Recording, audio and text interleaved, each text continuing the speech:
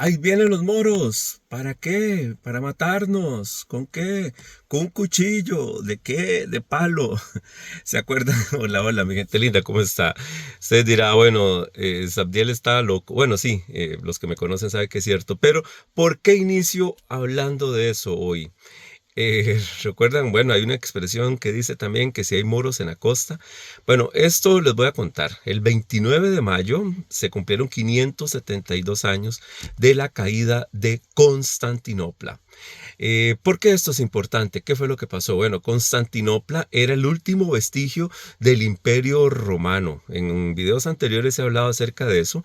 Resulta que el Imperio Romano creció tanto, tanto, tanto, que en el 395, en el año 395, se divide en dos. El Imperio Romano de Occidente, donde estaba Roma, y el Imperio Romano de Oriente. Para el Imperio Romano de Oriente, entonces Constantino en el 330, el primer, ¿se acuerdan? El que se dice que fue el primer emperador convertido al cristianismo, construye la ciudad de Constantinopla.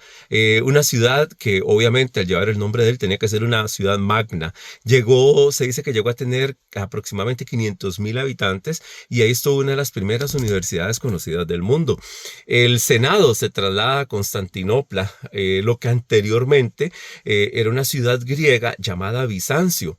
Por eso es que se le llama también el Imperio Bizantino.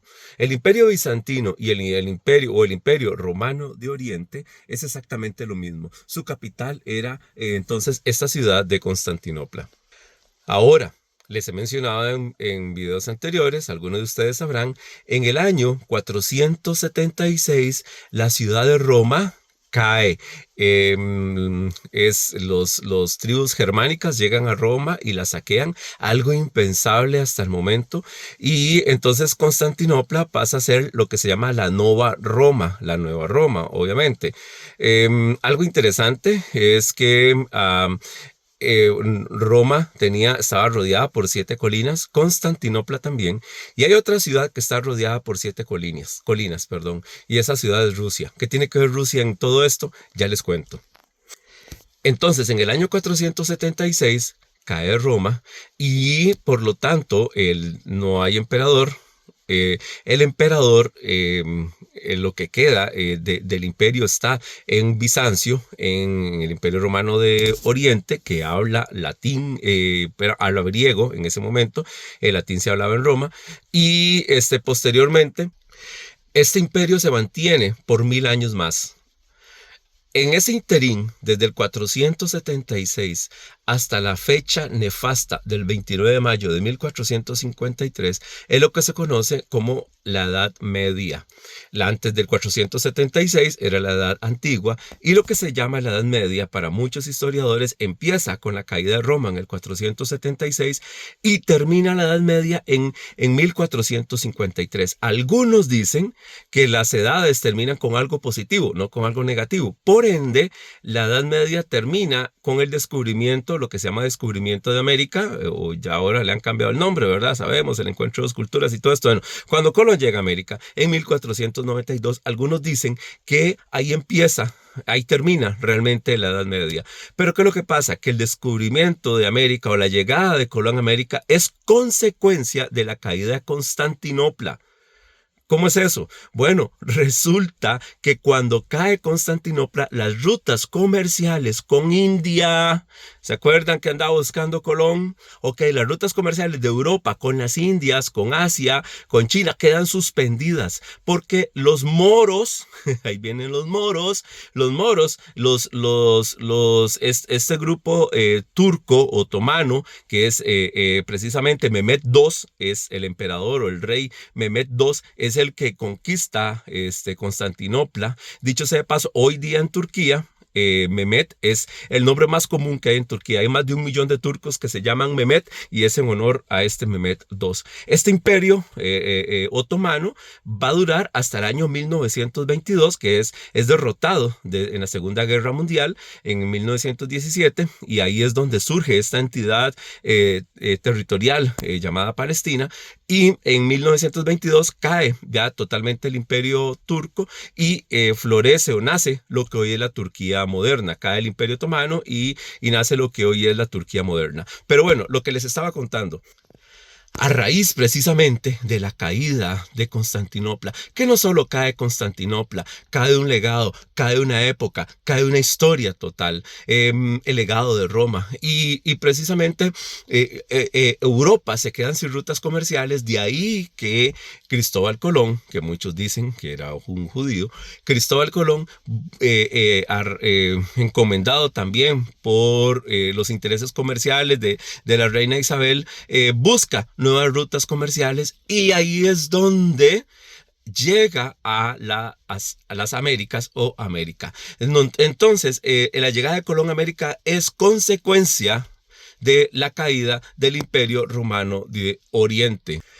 Ahora bien, ¿qué es lo que pasa? Pongámonos en la mente de las personas de esa época.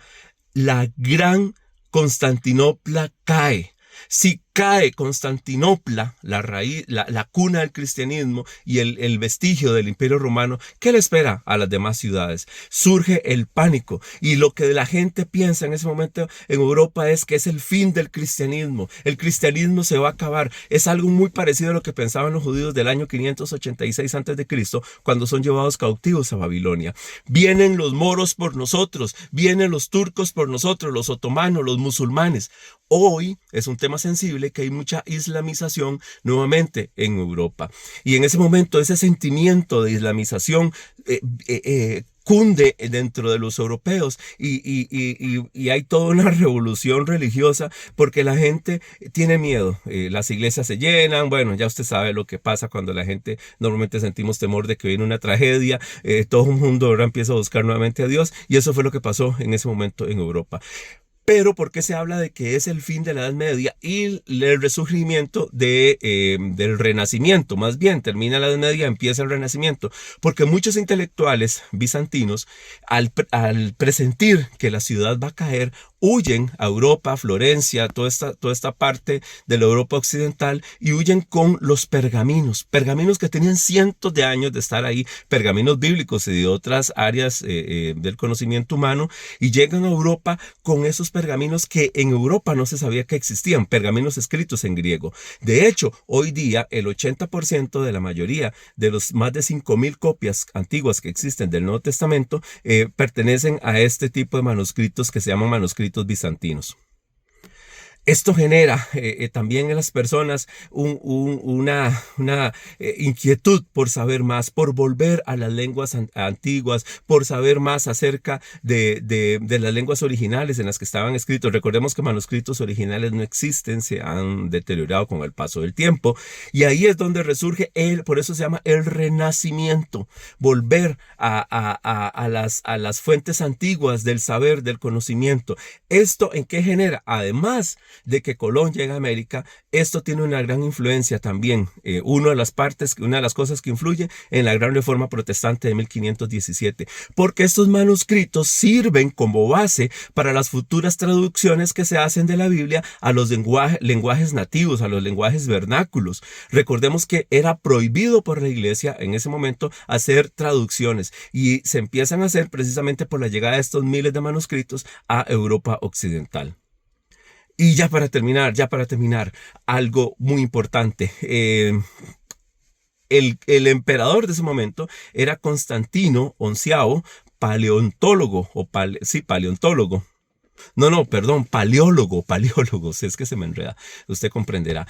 Una sobrina de él, Sofía Paleóloga, se había casado con Iván el Grande, príncipe de Rusia en ese momento. Esta Sofía, sobrina del emperador Constantino, instaura las costumbres bizantinas en Rusia. Recordemos que ya Rusia o toda esta parte, no solo Rusia, sino que toda esta parte más oriental, se había separado de la iglesia en 1054 y nace la Iglesia Ortodoxa. La Santa Apostólica Iglesia, así como le dicen, ellos dicen, esa iglesia se llama Santa Católica y Apostólica Iglesia Ortodoxa. Orto de recto, creencias rectas, doxia, las creencias. Entonces, ellos se consideran los herederos del verdadero cristianismo. porque el verdadero cristianismo es el que se separa en 1054. Pero además de eso, ahora, como ya cae y ya no hay emperador romano, y Sofía Paleóloga era del linaje de los emperadores romanos, ellos son los herederos no solo del verdadero cristianismo, sino de la verdadera Roma. Y Rusia pasa a ser la nueva Roma, una ciudad que también está colindada por 7 colinas. Por 7 colinas. Entonces, esta señora Sofía es la abuela del primer zar. El primer zar, que es Iván el Terrible. ¿Y sabe de dónde viene la palabra zar? ¿A qué le suena zar? Sí, César. Por eso los zares de Rusia se llaman así zar, porque es César en ruso. ¿Ve qué interesante? Por eso ellos al día de hoy en Rusia se consideran los herederos del verdadero cristianismo y los herederos del verdadero poder político que encarnaban los emperadores romanos. Bueno, hasta ahí lo vamos a dejar. Qué interesante todo lo que generó la caída del Imperio Romano de Oriente, o el Imperio Bizantino, como nosotros, se puede decir, somos fruto de eso. ¿Cuándo iban a llegar los europeos a América? No lo sabemos, los hubiera no existe, pero llegaron en 1492 a raíz de la caída del Imperio Romano de Oriente. Bueno, saludos, bendiciones. Ahí seguimos hablando posteriormente de los efectos y de cosas interesantes de la historia, de los efectos de la caída de Constantinopla, que es importante que nosotros sepamos hoy. Chao, bendiciones.